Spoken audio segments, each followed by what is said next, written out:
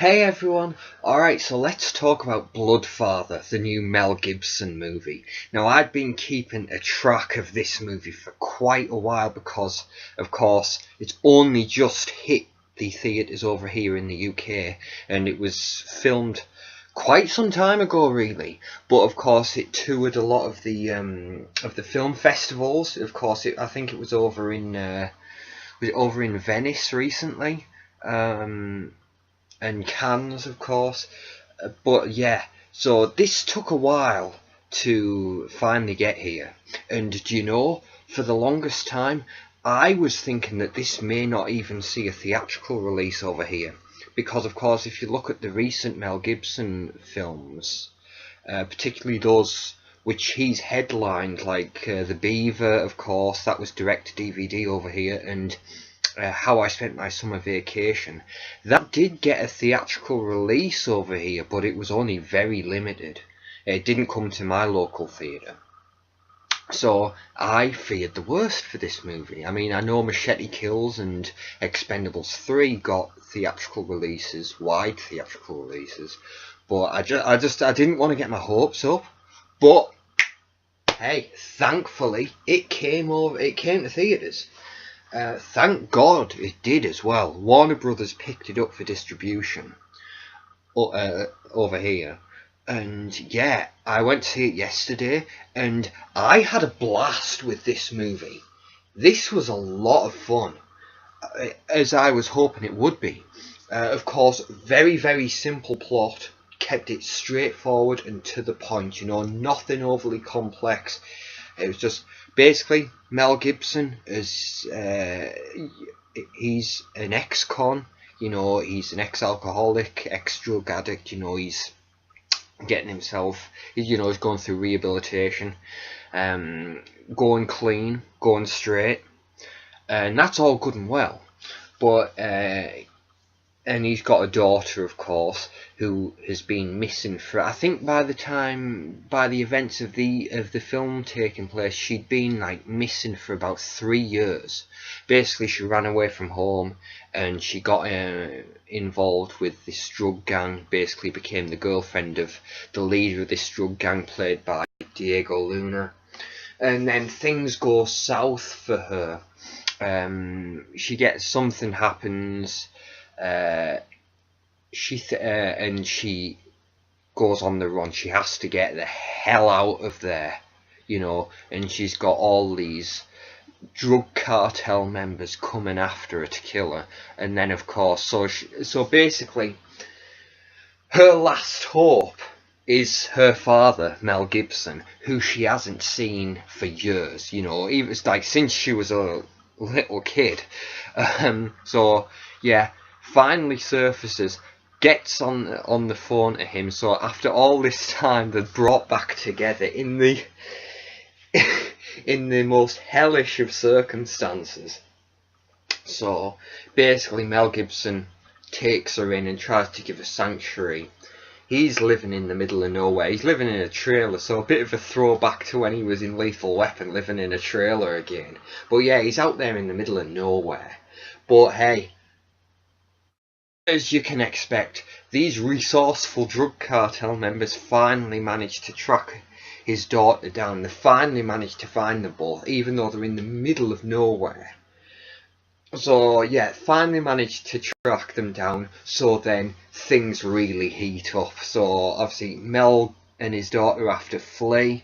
So they go on the run. And I tell you what, a lot of this film, because yeah, in some respects you could say this is kind of like Mel Gibson's Taken, kind of, but this is very much a road thriller. Yeah, so different type of movie to Taken, and of course Mel Gibson's character is a very different character from what Liam Neeson's character was. Yeah, so this movie, Roadfather, a lot of it is very much like a road thriller. Yeah, something like Breakdown. Of course, the Christopher Lambert movie, Road Flower, or The Road Killers, whichever title you're familiar with. But yeah, it's very much like a road thriller, this movie. But a hell of a lot of fun to watch. A total popcorn flick. But one thing I will say, which admittedly I took me out of the film a little bit, but it's not too much of a problem. But sometimes, like I say, 1 minute it feels like a total popcorn flick, but there's these occasional moments in the film where it starts getting a little bit preachy. You know, it's like as though this film has a message that it wants to convey. You know, sometimes it feels as though it's a bit pretentious in parts. You know, like it's trying to convey this message, and you feel as though you're being like hammered over the head with it. Yeah, but so there's some little parts where it gets a little bit preachy, but it's only in a few select parts. Nothing that'll ruin the film. You know, you might just you might groan at these little parts as and when they come up, but it's nothing. You know, that's a very minor gripe I had with this film.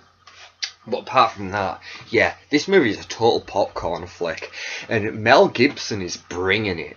This is one thing about Mel Gibson: he never phones it in. You know, like a lot of people have pointed out, like a lot of his contemporaries, you know, you look at Bruce Willis especially, you look at Stallone, you know, sometimes they're totally sleepwalking through stuff.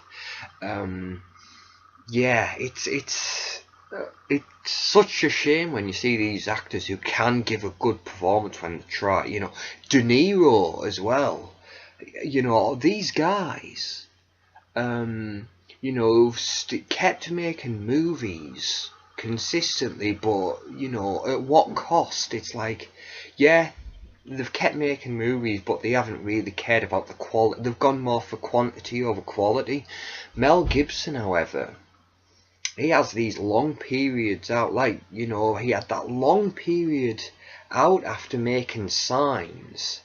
Then he came back, of course, in 2010 with Edge of Darkness, and even then he's only been doing a select couple of films. But whenever he's been in a film, ever since he made his comeback, he's always been giving it his A game.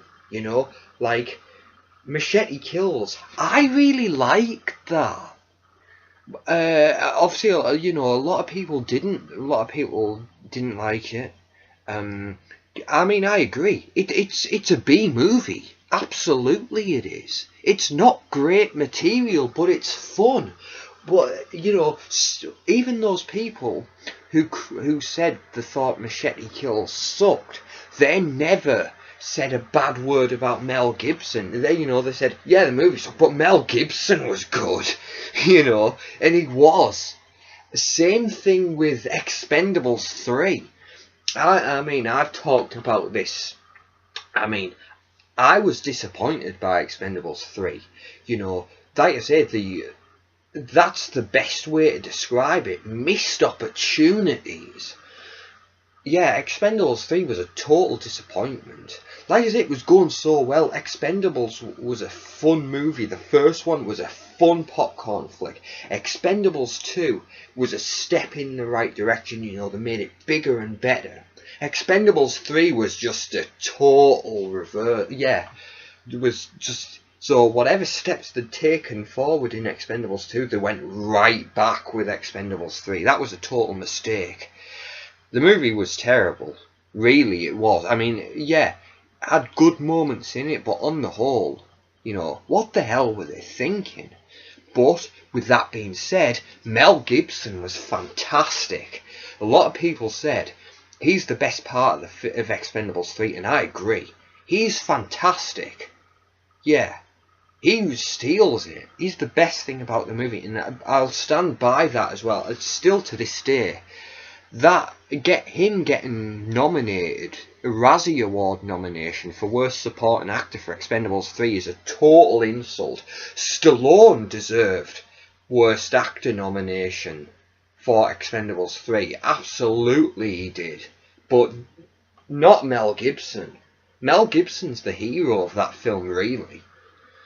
So yeah, regardless of the films, Mel Gibson has been giving it his A game, and even though he's only, you know, he's gone quality over quantity, you know.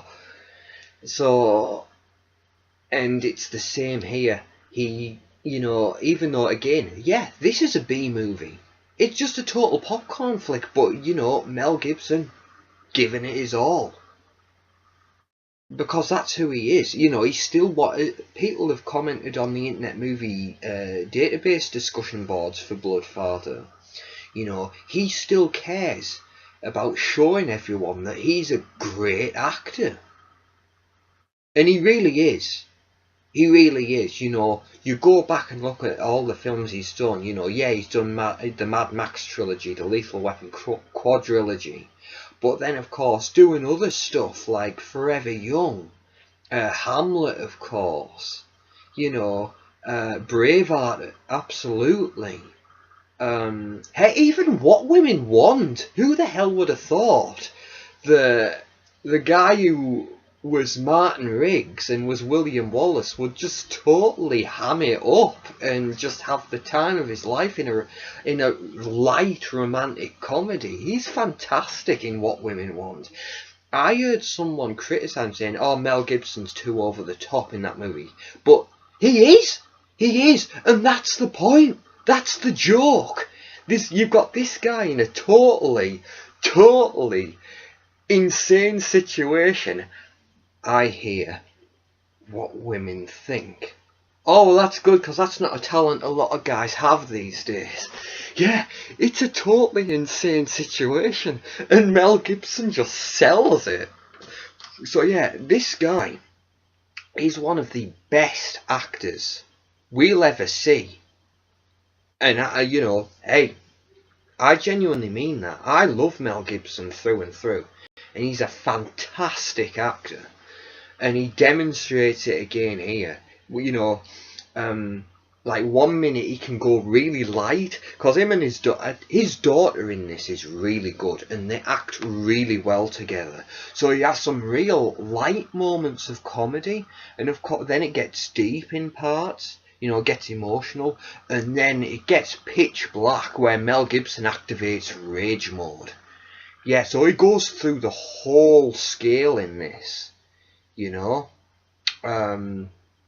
yeah, he goes through the whole scale of a whole range of emotions, and my God, he's such a joy to watch. And I tell you what, he's still in fantastic shape, because he got bulked up, of course, for Expendables 3, and of course he's managed to maintain it. Yeah, you got to admire the guy. You know, he came to play in this movie. He really did. Yeah, and obviously he's got a lot of action sequences in this, and he handles himself just fine. He really, really does. And you've got to admire him for that. So yeah, he covers all bases. You know, a fantastic acting performance, fantastic action performance. You know, he really, really covers all bases in this. The movie is a hard-hitting movie. It's brutal, it really is. You can see why this is R-rated, you know. People get shot in this movie, you know.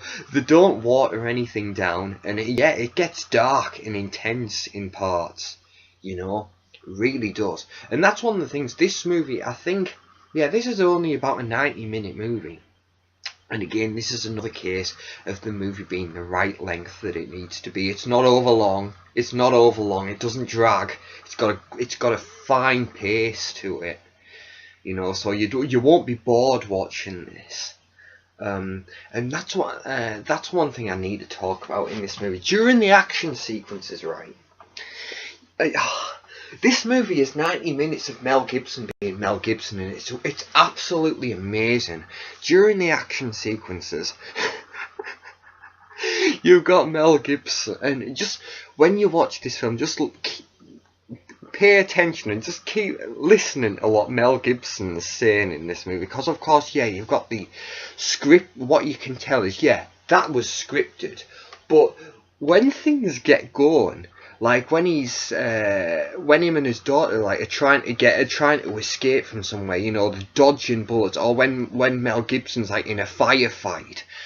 Just listen to the things he's saying and the things he's muttering to himself and the one-liners he's coming out with, because I'm telling you, they were not scripted. Some of the things he's saying, it's just like basically the director said, "Go, give us something," because he knew Mel Gibson is total gold. Like I say, like Michael Sheen in the final Twilight movie, the guys making the film knew this guy is gold. Don't limit him. Just say, "Give us what you want, Michael."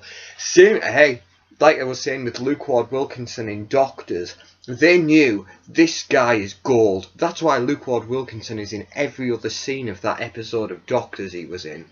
Not letting that go, by the way. And it's the same principle with Mel Gibson here. They know this guy is absolutely fantastic, and the one-liners he can improvise on the spot. Just honestly, just keep listening, because there's some absolute gold in there. And that's one thing I will say, yeah, this gets dark and intense, and there's a lot of hard-hitting action in this, but at the same time, there is a lot of comedy in there. Obviously, Mel Gibson is very much a fan of like the Three Stooges, you know, slapstick comedy. Of course, they incorporate that into the Lethal Weapon films.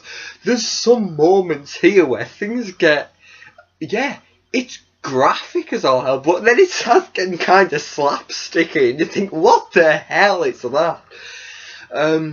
Yeah. But, oh my god, this movie was so much fun to watch. It really was. Yeah, I was pleasantly surprised at this. And it,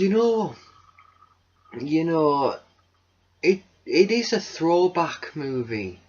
Yeah, and it's funny that, you go back and watch the 80s action flicks, and like the Lethal Weapon quadrilogy. Well, hey, 80s and 90s, obviously Lethal Weapon 3 and 4 were 92 and 98 respectively. But you look at that and you think, these are really good comedy films as well. Like, I remember Brad Jones made the point a couple of years ago about Sylvester Stallone. Because Sylvester Stallone and Robert De Niro did that movie Grudge Match. And obviously that was supposed to be a comedy. Comedy! In quotation marks. But, that, by all accounts, obviously I never seen the film. My God, life is too short. But yeah, that from what I heard, that fell flat. That was just groan-worthy. Whereas you go back and watch his action flicks, there's so much fantastic comedy in there. And it's the same with Arnie as well. Obviously he tried to do a comedy in, was it Junior? I remember Doug Walker, he's slated that movie. He's kicked it, but it's the same principle. And I remember Doug Walker also tearing Jingle All the Way, a new one. But it's the same principle. Arnie, just do your action flicks, because they've got fantastic comedy in them. I mean, not Terminator. Jesus Christ, not Terminator. Don't go into Terminator expecting a comedy. Jesus. But, if you go and... There's a load of comedic gold in something like Commando. Stuff like I said, True Lies. It's like these gems, which are obviously action blockbusters, but they've got real comedic gold in them. So and that's one thing, because the comedy in those movies, it's organic.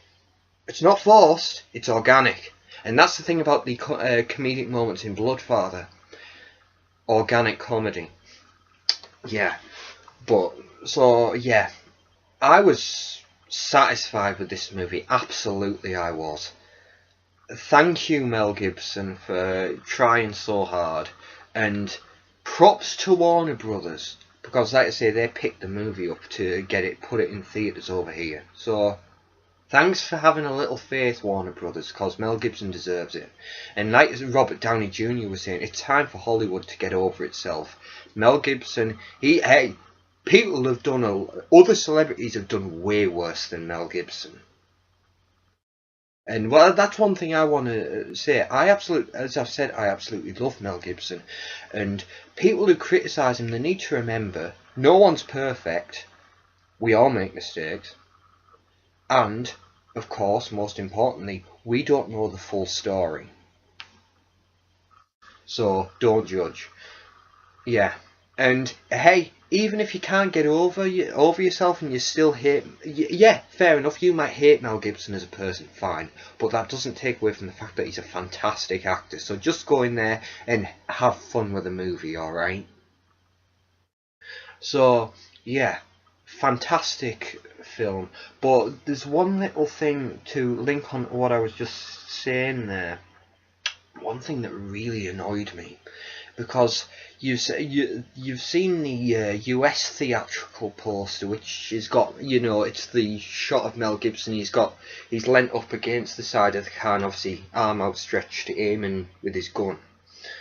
Now, I don't know who the hell decided to do this, but the UK theatrical poster is absolutely ridiculous, because what they've done on the UK theatrical poster is they've taken the US poster and they've cropped Mel Gibson entirely out the goddamn thing. So basically, you've got this close-up of this hand holding a gun. What the hell is that? I don't know what they were thinking. I don't know, because like I said, it's like you're trying to take steps to have, you're trying to show that, hey, we've got faith in Mel Gibson again, but then you do something like that, and I don't know who the hell decided to do that, but it's stupid. I don't know, right? But like I say, it was the first time I saw that poster was actually yesterday when I went in to go and see it. When I actually got there at the movie theatre and went in to see it, I saw a glimpse of it. Like, what the hell is that? But like I say, it's maybe I'm reading too much into it. But if they did that, because if they were doing it deliberately so that they didn't have Mel Gibson on the cover, that's absolutely ridiculous. But you know what? It's by the way, because it is absolutely by the way, because that doesn't take away from the fact that this movie was a hell of a lot of fun and Mel Gibson was absolutely fantastic in it. So yeah, like I say, really satisfying film, some really solid action in this. The finale, the action sequence that takes place in the finale is pretty hard hitting and it's a lot of fun. But yeah, I'm thinking about going to see this again while it's still in theatres. I'll definitely be getting it on Blu-ray. Absolutely I will. Yeah, but I highly recommend this movie. Yeah, it was as good as I was hoping it to be, and can't say any more than that. It was everything I was hoping it was going to be, so how can I complain? So yeah, it's just nice to have Mel Gibson back. Really, really is. And like I say, yeah, you don't have to worry about him phoning in this performance. No, he's bringing his A game as he always does. He's just as good as he's ever been. Yeah, I highly recommend this. If you're thinking about going to see this movie, please do, because it deserves it. I think it deserves to do well, both critically and commercially. So yeah, that wraps this review up. Really, absolutely fantastic. So much fun. I was really pleased with it. So yeah, that brings us to a close. Thanks for sticking with me, guys. Sorry if this was a bit of a jumbled mess, but as my reviews so often are, but thanks for sticking with me. I hope you found this useful. If you were debating whether to go see it, I hope this has helped. If you've seen the movie already, I hope that you guys enjoyed it, and I hope you agree with some of the points that I've made. And yeah, if you decide to go see it, enjoy it, have a blast with it. You know, shove some popcorn or ice cream in your face and just turn off your brain and have fun. So yeah, thanks for sticking with me, guys. Thanks for watching, and enjoy the movie, guys, and I'll see you all next time. Thank you.